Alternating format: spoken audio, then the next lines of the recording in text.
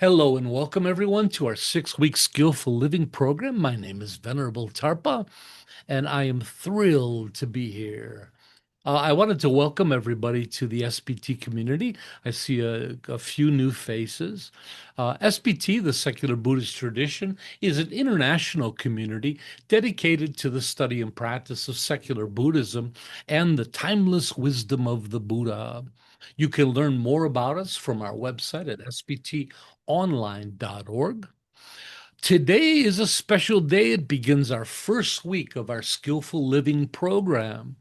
Skillful Living is a secular Buddhist study and practice series founded on the timeless wisdom of the Buddha, a program created for modern audiences of diverse backgrounds and beliefs. This program is based on a simple three-part formula for improving our lives. Number one is acquiring knowledge and skills. Number two, developing them. And number three, living their results. And it doesn't matter what you do. If you want to learn to play piano, if you want to learn to be better at football, all of life's things work on that formula, those three things: gaining knowledge and skills, developing them, and reaping the results of those. By following this simple formula, we can significantly improve our overall well-being and happiness. But this program isn't just about gaining new skills. It's also about refining many of the skills you're currently using. Many of them you don't know you're using. The way this program works is each week you're asked to study the lesson material and be prepared for class. Our program text shares the textbook presentation of the material, while our classes offer a more nuanced approach. I hope that everybody was able to study this week's lessons, lesson 1 and 2. And if you haven't, you can download a copy of the program text from our website. It's free to everybody. Our program classes are held twice a week, every Sunday and Monday. Sunday are study classes in which we study the lessons material, whereas Mondays are practice classes where we share the week's practices. All classes are held at 1900 UTC time, which is right now on this SBT Zoom channel. The general duration of the classes are about an hour. Does anybody have any questions about SBT or the program? Did I cover all the bases for you? Okay, let's go. Kempo, please. Yes, our classes from on Mondays are them recorded? All classes are recorded. Yeah. Yeah, Thank a you. lot of people have to work on Mondays. Yeah. Okay, let's get to it, everybody. If there's no more questions, we'll move on to today's lesson. So, in our first week of classes, we're going to learn about and practice virtue. And I hope everybody had a chance to read all about it in our program text. Um, and I think I'll begin with a little bit of the textbook presentation on virtue so we can define it and all get on the same page.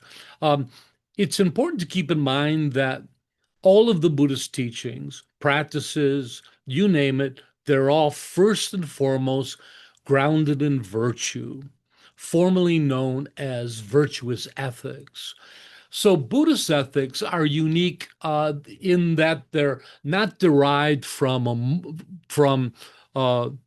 moral laws of a creator God or a prophet like most religions, but instead consist of a set of practical values aimed at living a wholesome, productive, and harmonious life. Values that support both the positive personal development of ourselves and the well-being of society at large. The term virtue or virtuous can be defined as possessing ethical excellence, being committed to doing what is right and avoiding what is wrong, demonstrating actions and conducts that benefit our well-being and the well-being of others. It's that which exemplifies human nobility, including our desire to be outstanding human beings. A virtue is made up of both our classic positive attributes, like courage, honesty, diligence, and wisdom. Um, these go back to the early Greeks, where they listed the positive classic human virtues, but as well our benevolent and altruistic attributes like kindness, compassion, generosity, and understanding. In Buddhism, all aspects of virtue are cultivated, but it's the development of our altruistic qualities that we hold highest. And this begins with learning and engaging in basic goodness. So I like the term goodness. We had a lot of debate about this. Should we use the word virtue or use the word goodness? Some claim they thought virtue was an unfamiliar word to a lot of people, so we define it there. But I like goodness because it's so universal. Everybody knows what the term means, right? From the littlest child to the oldest senior, everybody understands what it is. And not just understand the term, but we all have lived experience with the concept, right? Although goodness can seem subjective, there's no denying that there's this core human value of goodness that all cultures share. No matter the distance, no matter the periods of time, all human cultures have shared certain basic values of goodness, which, like the simple ones, are prohibiting murder or stealing or violence.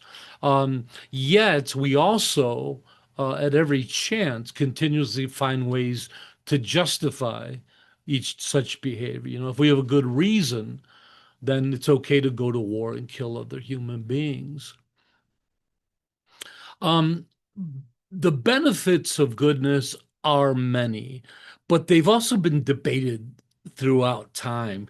I'm a fan of philosophy, and I think we have a lot of philosophizers here as well.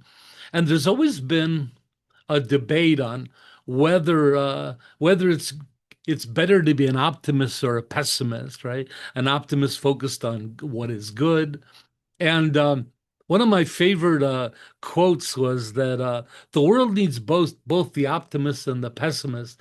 The optimist uh, invents the airplane, where the pessimist invents the parachute. And as funny as that is, I don't agree with it.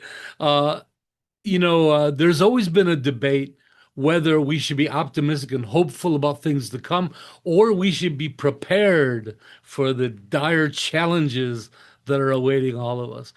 But nowadays, research has really settled the score, and we finally know the truth about it. And the fact is when human beings are more positive, when we uh, work more towards goodness and these beautiful qualities of care and compassion, and that we're simply happier, healthier, smarter, and more satisfied and fulfilled. So so the answer is then, and Buddhism has always known that. Buddhism has always believed that goodness and happiness are the cornerstones of our spiritual practice. Um, Buddhism believes that when we're positive, we're more aligned with our true nature, which Buddhism asserts as being naturally pure, radiant, benevolent, compassionate, and understanding. Uh, but it is a true nature that's often overlaid with afflictions that stop us from experiencing them. Um, and other than those who suffer from deeply convoluted mental states, goodness is a quality that is clearly sought after, cultivated, and appreciated by all. Um, and some people, it's kind of funny that some people will be good in some areas of their lives and not so good in others. You can have someone who's a fantastic, loving parent, and yet at the office place, they could be ruthless, cheating people out of money, not paying their taxes.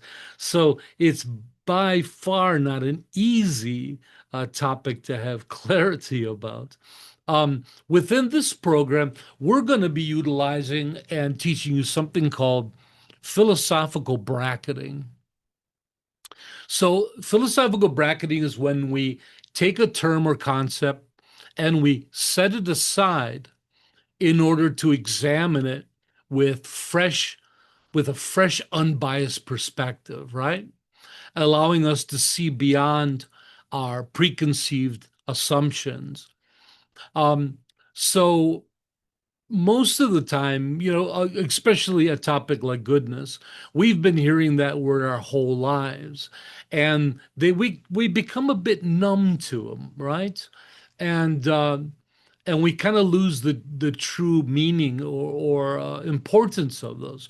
So by bracketing them, we take a fresh look at things. It allows us to gain a more expansive and hopefully accurate view of the true nature of the concept. So, for instance, when we talk about bracketing goodness, right? We've been hearing the word goodness ever since we were little kids. And so much of the time we're fairly numb to it. We know that it's something that we aspire to. We expect our kids to be good. We want our elderly parents to be good and sweet. Um, but by bracketing, we're able to look at it in a new light beyond that familiar and kind of ordinary term that we grew up with. Um, at this new expansive level, goodness can start to appear quite mysterious, right? Uh, the wonder of what it truly is starts to come out. And for myself, when I bracket goodness, I start to see this kind of gravity that it possesses, right? You know, all human beings across all cultures are all driven and drawn to this idea of goodness, right? We uh we want all our kids to grow up and be good, They're the models of behavior for us all.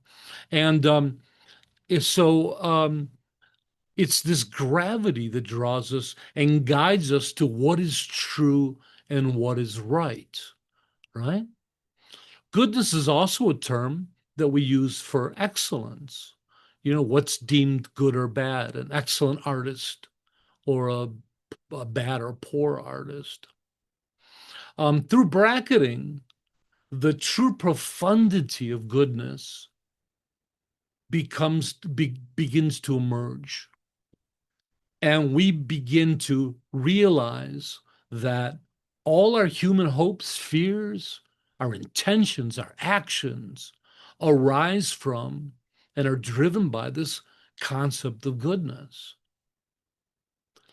We can look at examples like our media is an amazing example um, at how almost all our media and entertainment are focused on this this battle between goodness and malevolence, right? In the old cowboy movies, the good cowboys had white hats, the bad ones had black hats, and every show was about that, right? My favorite example is Star Wars. Everybody's seen Star Wars, but when you look at the roots of what Star Wars is, it's nothing but a story of good and evil, isn't it? The battle of it. And let alone is it the fight, and of course we always hope that goodness wins at the end. It also defines the two terms, doesn't it?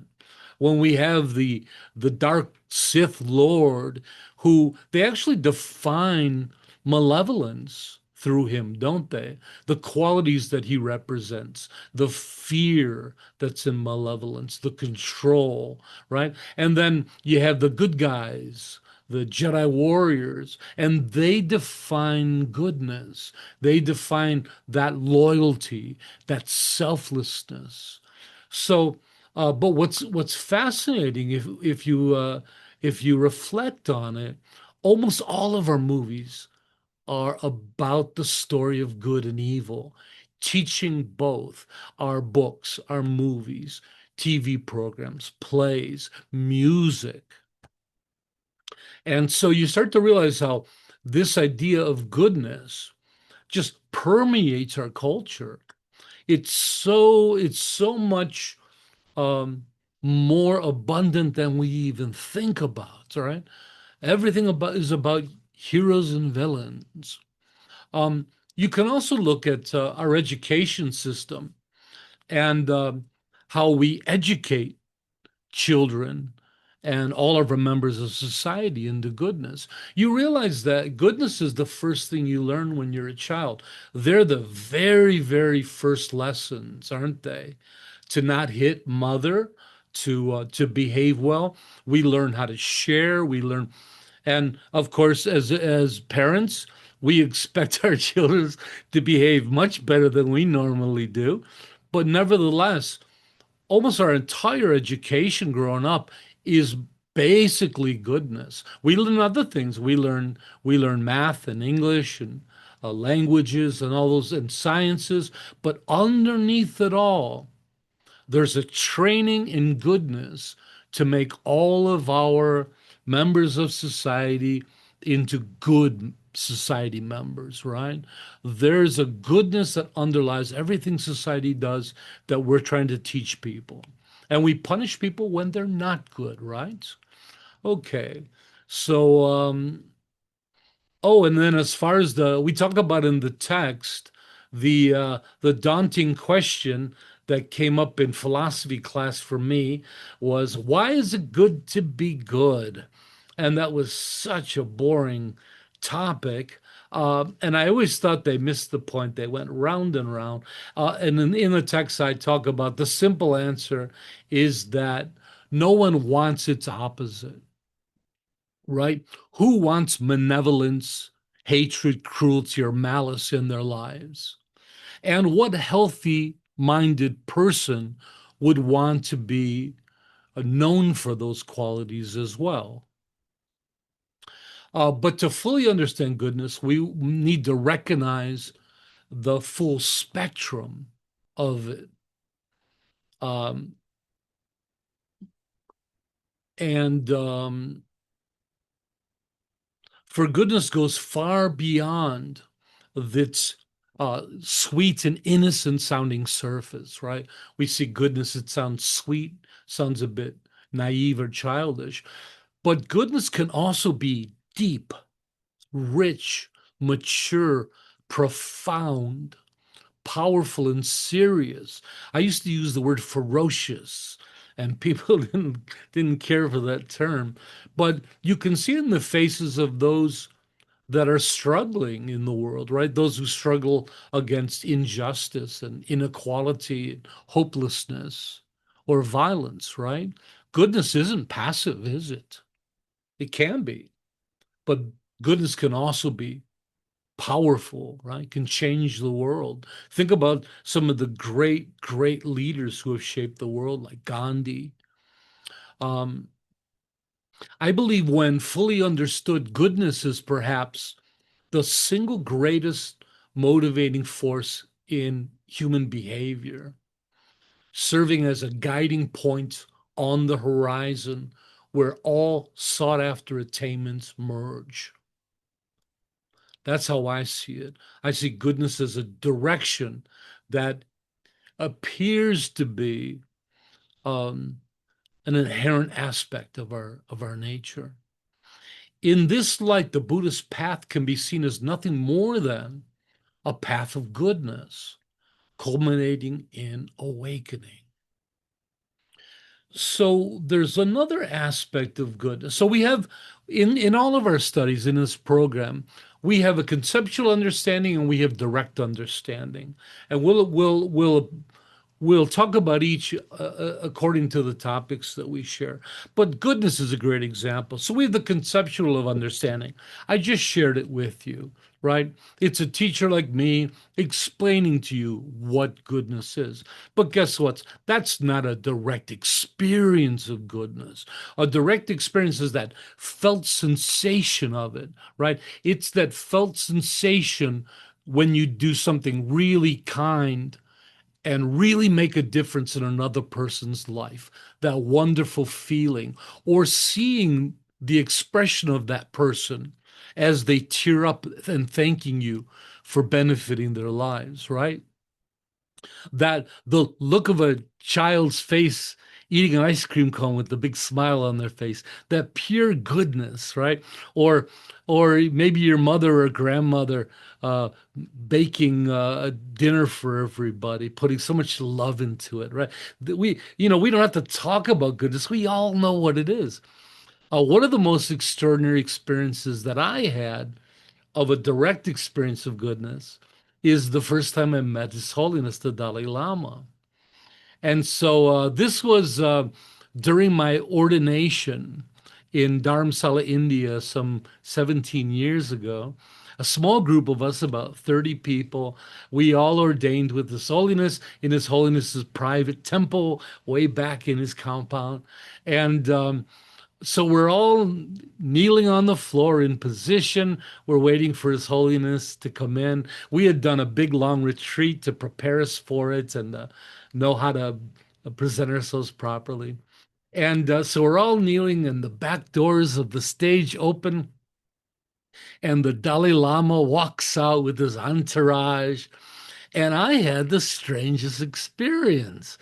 Um, I had this smile that came over my face that I've never had since, and it was a smile that was so big it actually was hurting my face, and uh, of course I knew I must look like a raving lunatic, so I did everything I could to hide it. I'm in the front row, so we all have our hands together, but I'm putting my hands up over my face trying to hide it, and and the Dalai Lama saw me and he laughed and laughed and laughed.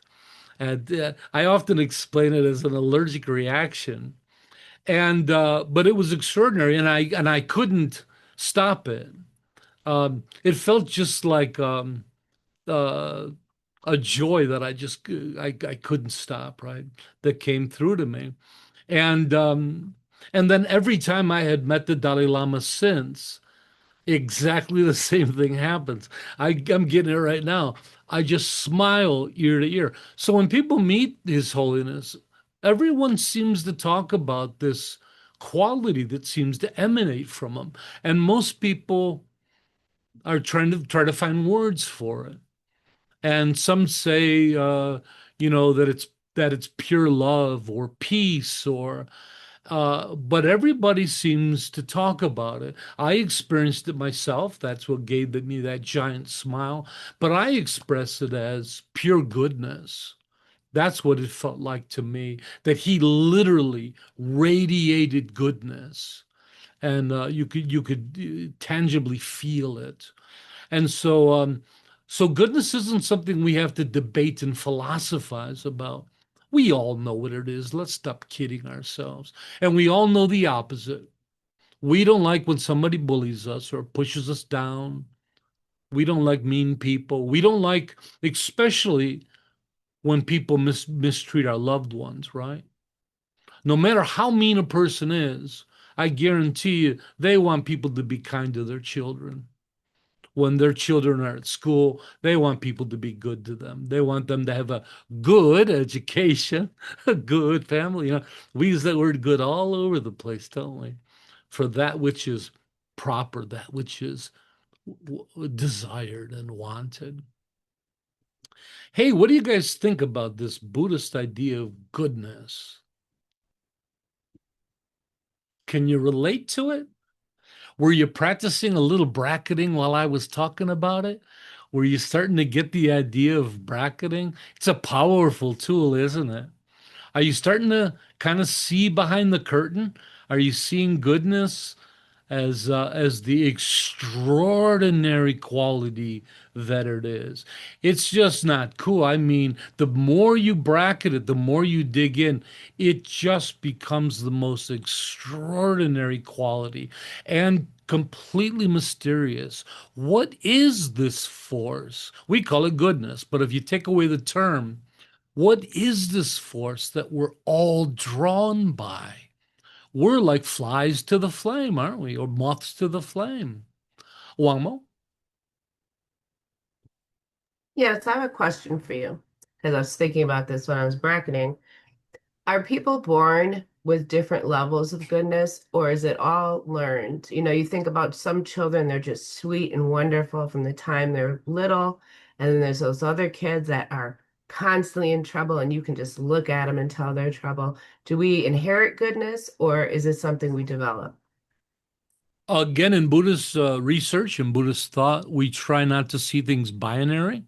So instead of this or that, we're going to open that up and realize it's a spectrum and they all play a part.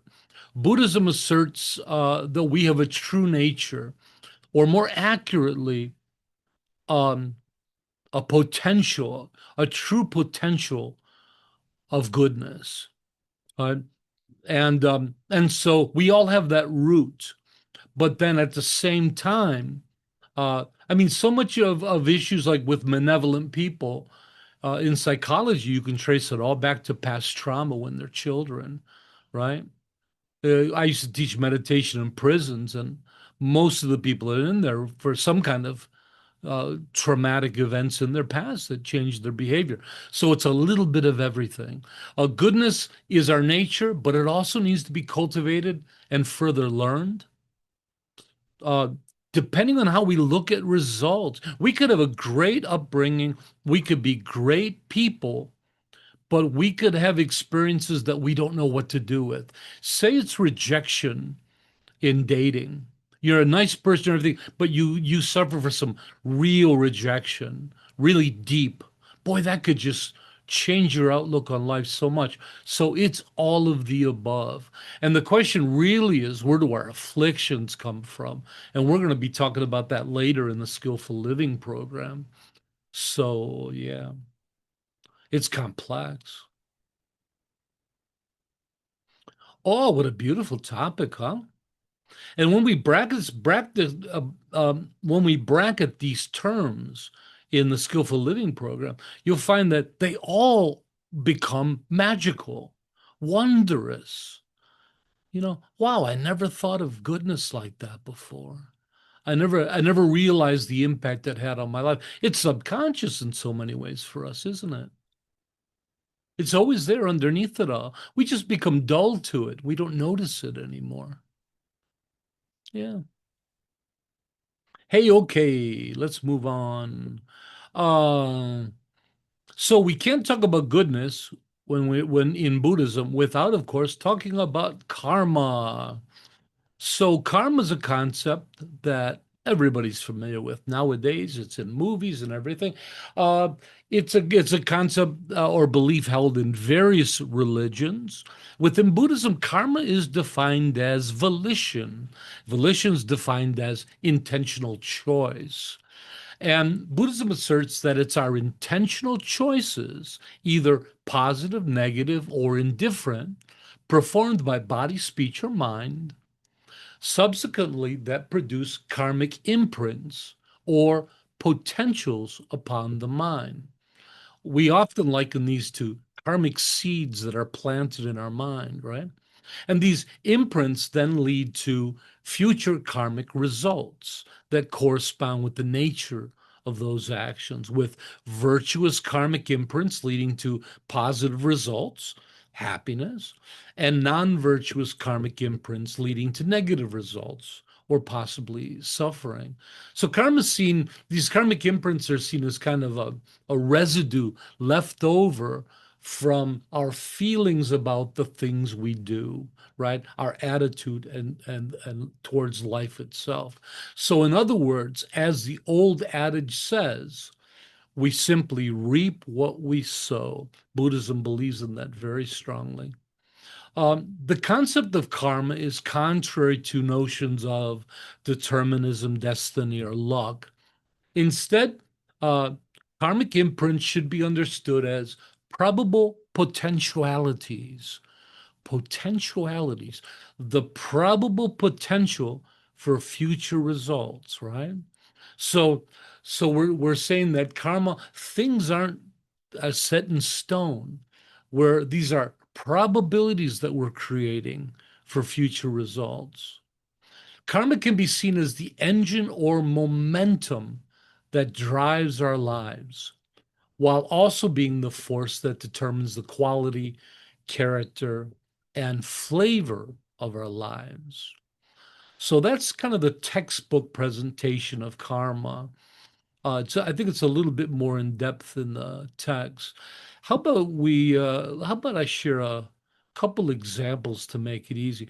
One of my favorite examples is, say you decide for whatever the reason, you're going to leave the house and go around and knock on all your neighbors' doors and punch them in the nose. Well, karma tells us that by doing so, well, maybe the first couple neighbors aren't going to punch you back. Maybe they'll just close the door. But karma tells you're setting up the potential to get punched in the nose yourself. And I would say inevitably you're going to get punched in the nose. Or you could see it the opposite. You could say that you leave the house and you decide to deliver fresh baked bread or cookies or biscuits to all your neighbors. Now you can imagine the difference in response in your two approaches, right? But that's basically how karma works. Our intention is the reason why we do things, right? It sets up the stage for how people and things respond to us. Very easy, isn't it? But karma does more than, it's more than just a reaction. Karma also flavors the way, flavors our own personality, our perspective, the way we engage with the world, right? Karma changes us. So, another great example is, say you're going to a job interview, and before the job interview, you have a nasty fight with your spouse. You say a whole bunch of unkind things that you didn't mean, but nevertheless, here you are at the job interview. Now, the karmic imprints or the residue from that experience that that you hold, that's the karmic imprints. You could feel it, right? When you feel bad about what you did, that's actually the creation of karmic imprints. So that feeling is really the creation of these karmic imprints. And so that flavors and changes the color of our personalities, doesn't it? So you're at the job interview, you're feeling terrible about what you did. So what happens? You do a pretty good job, you get through the interview. But let's turn that around and say, on another day, same scenario, but you had a wonderful morning with your spouse and you had breakfast together, it was loving, it was caring. You just beaming with joy, and you go to the job interview. Now you could imagine the difference in your performance in the job interview. And I'm guessing that they'd probably want to hire the joyful, kind person, depending on the industry. Maybe you were a lawyer, they'd want the ruthless one. But nevertheless, you can see how the way we feel about our actions, which again is our karmic imprints, how it flavors our personality, our perspective, our perceptions. It's not just the way. So we would, if we're feeling dark like that, that would color the way we're perceiving what people are saying to us. We could be very defensive, but also the way we project ourselves out into the world as well. You could be a person lacking, a pessimist lacking any kind of hope, or where that positivity, makes you look constructive and adaptive and all these beautiful qualities. So that's a bit of an idea of karma, actually how it works. Does anybody have any comments or questions about this fascinating topic of karma. And for most of us, karma doesn't need bracketed. Why? Because it's not a term that we've heard a million times, and it's kind of new to all of us, so we're learning about it. What do you guys think of that Buddhist idea of karma? Do you understand it? I like this idea that karma is this driving force and momentum of our lives because of what I just mentioned, because it affects our perceptions and our perspective, right? When we do good things, it creates this momentum in that direction of virtue.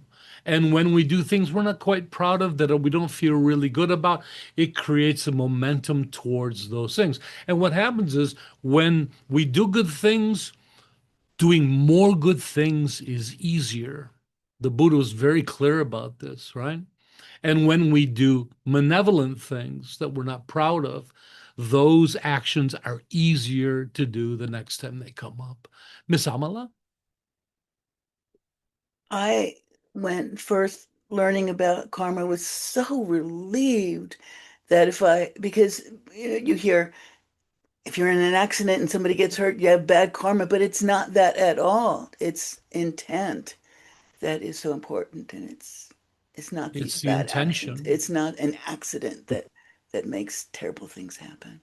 And there's a part in the text that I probably should have had here, but it was about that karma tells us that we're the architects of our future and not victims of our past. That's important.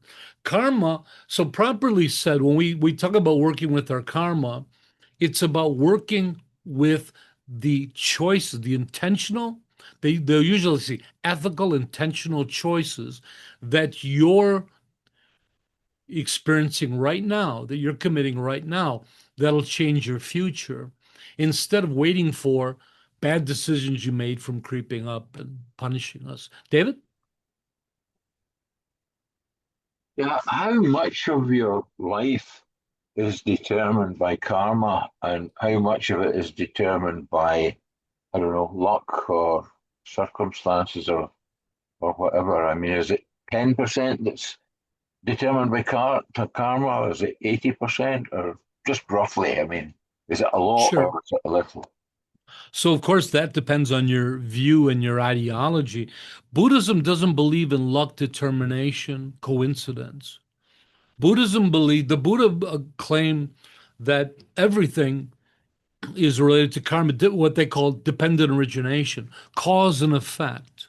And the idea is that though things look chaotic, the Buddha claimed that if you could see things clearly, you could see the causes for everything that happens. So, according to Buddhism, everything that rises from a cause. So they see it all as almost mathematical. Everything has a reason for adding up to the sum that it is, right? And then as far as how much of our life are determined by karma, that has to do with your own view, and especially your own Buddhist view, where classical traditional Buddhists may see, the Mahayanas might see karma as the single most determining factor in your life, period. Everything is karma, every rebirth, everything. Where as secular Buddhists, we see it as simply a form of volition. So, volition in our lives is our ability of intentional choice. So, when you say, how much of your life is about choice? And we'd say, a whole bunch, isn't it? I mean, clearly, there's things that happen to us that we don't choose, especially when we're young, right? Kids are born into a life. There's so much that it just has to do with parents, but also there's so much social factors there with friends and family, uh, environmental, and also things to do with money and career. But by far, uh, our own, especially as adults, our own ability of principled, intentional choice is the largest factor in our lives. And remember, karma is just a word for that, for especially secular Buddhists, that don't have a cosmic view of karma. Karma simply is intentional choice, and choices often lead to actions, right? Thank you, Tarpa. Yeah. Sebastian, you're welcome, David. You're muted, Sebastian. Can you unmute for me?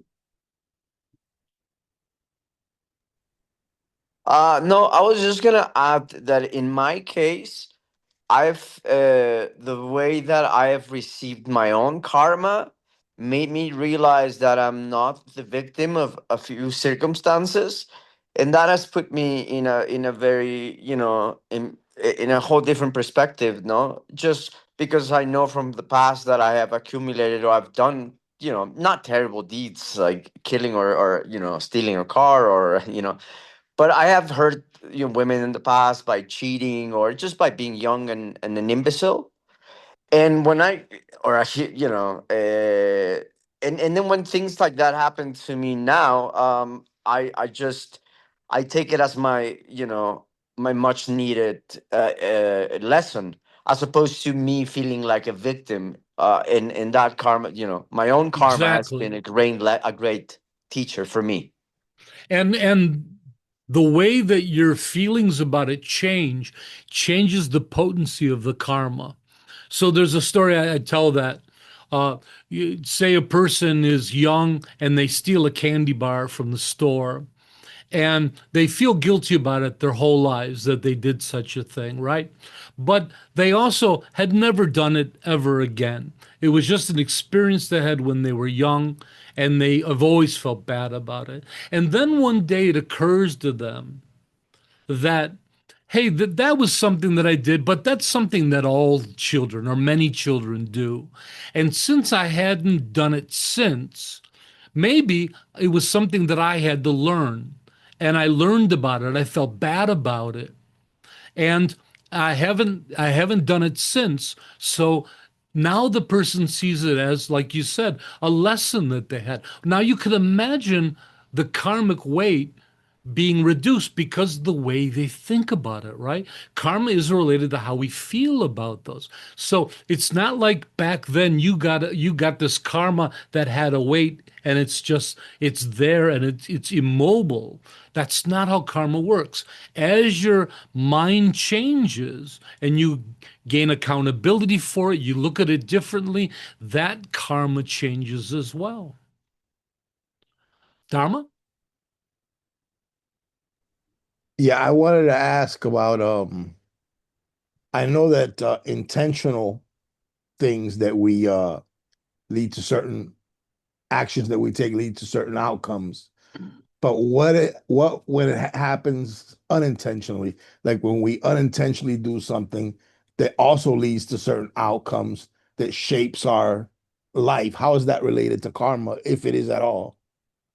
So the Buddha in the early sutras claims that uh, it doesn't lead to, let's say, negative karma. It has to be an intentional action. But I would go a little further and say, maybe there was something that you didn't know happened that later on, when you find out, you feel bad about. To me, that would definitely, I know for me, I would feel that karma, right? I'd feel that. So if there was no knowledge of it of any kind, there wouldn't be any karmic imprints, because there would be nothing for you to feel about, right? So it would have to be a completely, you'd have to have no knowledge of it whatsoever. Miss Lisa? Well, I was just thinking about situations where we make a choice that we know is the right choice and the good choice, but it brings negative consequences upon us. For example, making a stand against something that's wrong, but it's powerful people that are doing the wrong thing. It may net you very negative consequences. And so how This does is that a tr fit this with is a truth karma? about this is a truth about life. We do things with limited understanding. We do the best we can to make right decisions, but nothing's guaranteed. Sometimes, sometimes the opposite happens. We think that we're doing something that's selfish and it turns out to be wonderful for others. So that's just life. None of us have a crystal ball. And again, you have kind of mixed feelings about it, right? Karma is not a simple thing. It's not just good or bad. Um, we can have some really mixed feelings. You can also have feelings that just keep changing, right? One minute you look at something you did and you think that it was okay and it was needed to do. Another time you might feel guilty about it. Well, that karma again is going to be in a state of constant change.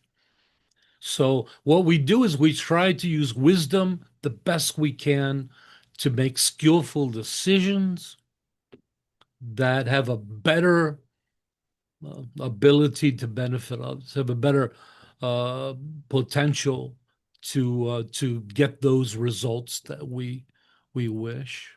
I think I Tough think question. I think maybe sometimes in a case where you take a principled stand, the karma does the positive, the benefits don't come about immediately. I think there's a lot of middle ground. There's a lot of gray area with karma. You do the right thing. You stand principled ground. You feel good about that. You know it's right. At the same time, occasionally you think about the people it hurt, and you feel a little bad about that as well. So yes, karma can be quite complex. Again, it comes down to your feelings. And if you think about your feelings, how much of the time we have mixed feelings, right? Yeah. Thank you, Lisa. Oh, Namdak, please. Sure. Thanks. So question the consequence of a karmic act, has some sort of outcome, but oftentimes that's, another karmic act.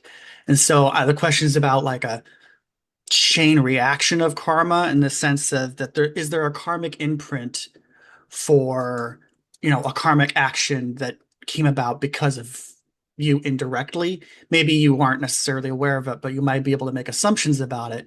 What's your answer to that thought?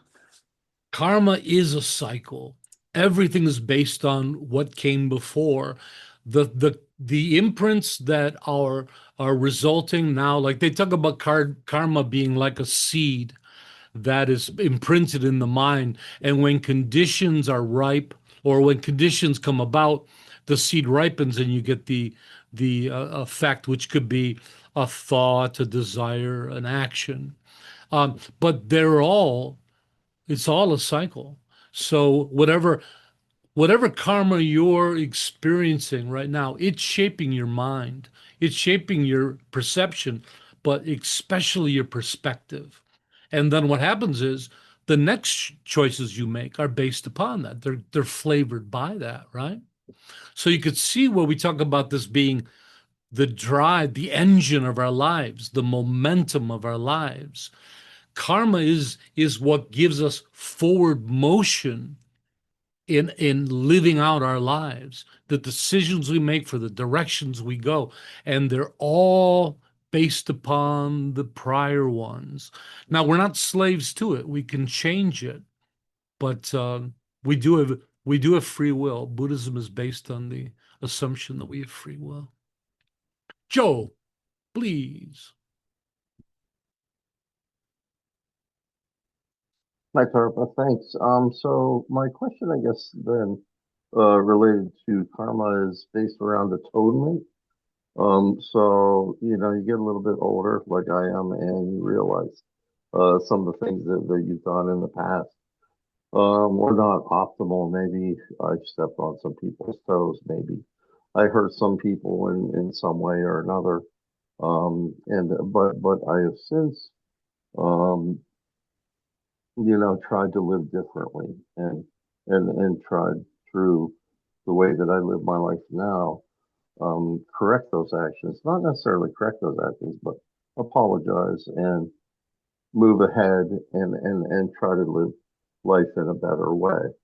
So once you do that, you said then karma is based on the way you feel. I feel pretty good about things and about some of these areas now that I'm living differently and that I'm Yep.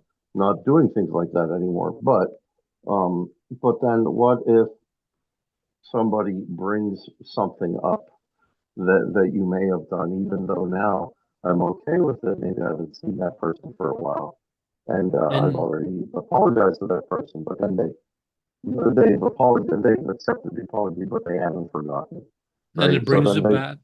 they bring it back up. Then now I feel bad again. Is the karma that I thought was That's right. done with, that was corrected, So we is call it this now coming back? purification. We Okay. call this purification of karma. And you're exactly right. You can work with karma just by working with your feelings about how you feel about these things. And you're right. When you apologize to somebody for something you did, it lessens that weight, right? But you're right. Again, there's no guarantee. Something comes up. Often they say at the time of death, a lot of past things come up like that, and you have to work with them. Now, there are practices for purifying karma, but the clearest and the one most subscribed by the Buddha was the Buddhist path. Guess what? The Buddhist path is the path of purification of karma. It's that Okay, simple. good. Great, great. And then one follow-up question. So, Sure. along those lines, I just the other day, I was out dealing with a salesperson who they upset me. I spoke to them not as skillfully as I could have. I was a little upset and frustrated. I had to go see that person the following day, and I apologize for the way that I acted. That is something I would not normally have done Excellent. in my younger days. So Yeah. so I feel like I'm learning a little bit, and that maybe how does karma fit into that Well, whole in this situation? program, we're going to teach you some really cool skills and tools for working with these things. Next week's class, especially, we're going to teach you a thing called the 4 steps of acceptance.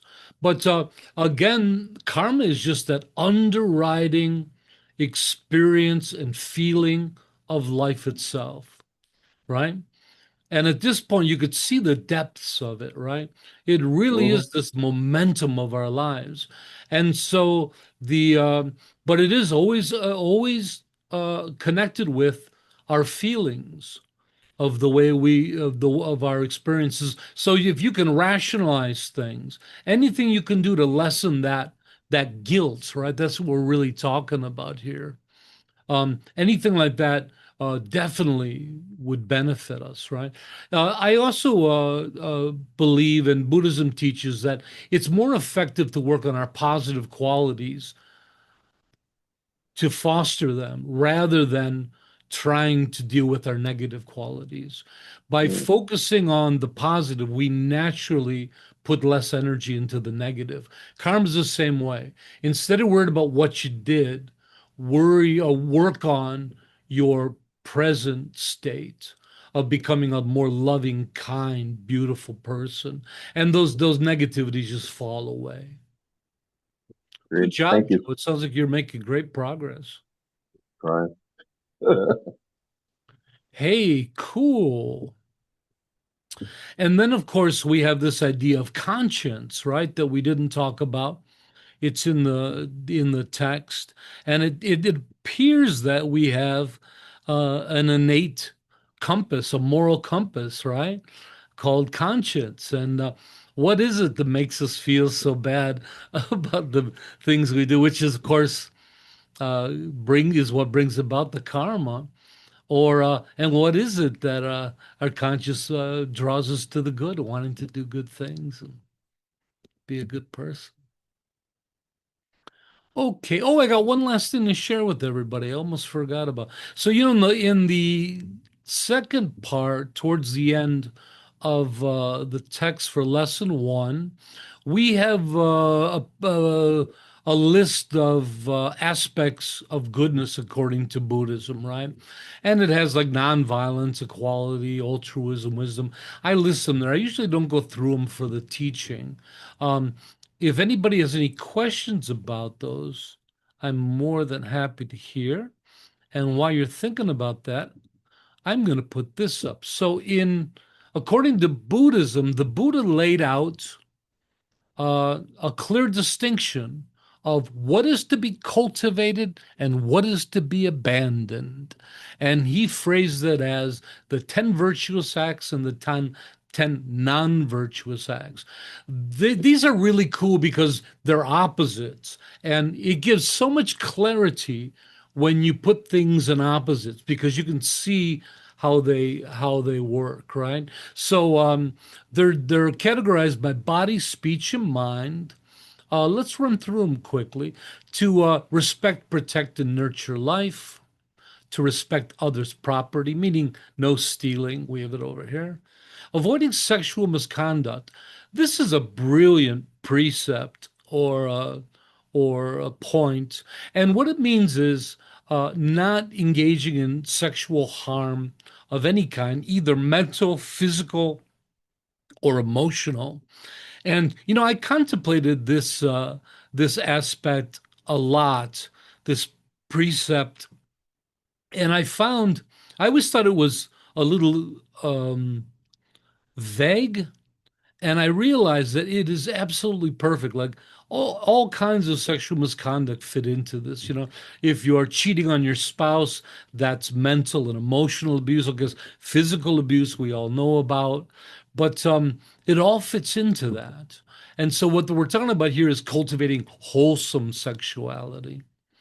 And by speech, we have speaking the truth and being honest, not engaging in false speech, speaking politely and kindly, not engaging in harsh, threatening, or rude speech, speaking in ways that create harmony, avoiding slanderous speech, speaking meaningfully and moderately, which is avoiding idle chatter.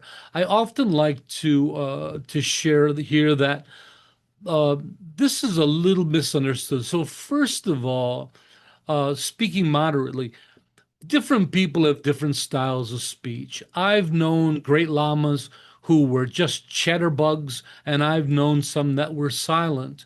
When we talk about moderately, it's according to your own style, right? Um, but it does mean just not rambling on like with meaningless chatter, right?